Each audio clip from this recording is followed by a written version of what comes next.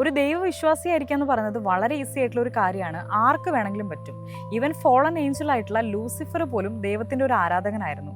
പക്ഷേ ഒബീഡിയൻ്റ് ആയിരിക്കുക എന്ന് പറയുന്നതാണ് വളരെ ഇമ്പോർട്ടൻ്റ് ആയിട്ടുള്ള ഒരു കാര്യം. നിങ്ങൾ ഈ ബൈബിളിലെ മോശ, ഏലിയാവ്, യോന, ഇയോബ് ഇവരെ കുറിച്ചിട്ടൊക്കെ കേട്ടിട്ടുണ്ടോ? ഇവരൊക്കെ വിശ്വാസത്തിൽ വലിയവരായിരുന്നിട്ടും ഒരു കാലഘട്ടത്തിൽ ഇവർക്ക് ദൈവത്തോട് പറയേണ്ട വന്നിട്ടുണ്ട്, മതി ദൈവമേ, എനിക്കിനിയും ഈ ജീവിതം മുമ്പോട്ട് കൊണ്ടുപോകാൻ പോലും പറ്റില്ല എന്ന്. രാജാക്കന്മാരുടെ പുസ്തകത്തിൽ ഏലിയാവ് പറയുന്നുണ്ട്, മതി യഹോവ, എൻ്റെ പ്രാണനെ ഇനി എടുത്തുകൊള്ളണമേ എന്ന്. മോശ ദൈവത്തോട് പറഞ്ഞിട്ടുണ്ട്, മതി ദൈവമേ, എന്നെ കൊന്നുകളയണമേ എന്ന്. യോന പ്രവാചകൻ പറയുന്നുണ്ട്, ആകയാൽ യഹോവേ, എൻ്റെ പ്രാണനെ അങ്ങ് എടുത്തുകൊള്ളണമേ, ജീവിച്ചിരിക്കുന്നതിനേക്കാൾ മരിക്കുന്നതാണ് എനിക്ക് നല്ലത് എന്ന്.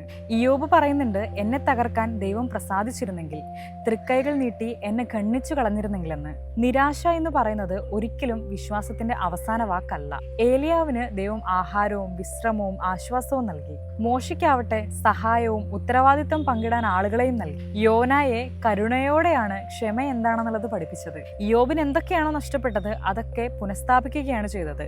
ആഴത്തിലുള്ള ഒരു അറിവും നൽകി. നമുക്ക് ഒബീഡിയൻസ്, കൺസിസ്റ്റൻസി, ഡിസിപ്ലിൻ ഇതിലൂടെയൊക്കെ മാത്രമാണ് ഈ ഒരു ഇന്നർ പീസ് അച്ചീവ് ചെയ്യാനായിട്ട് പറ്റൂ.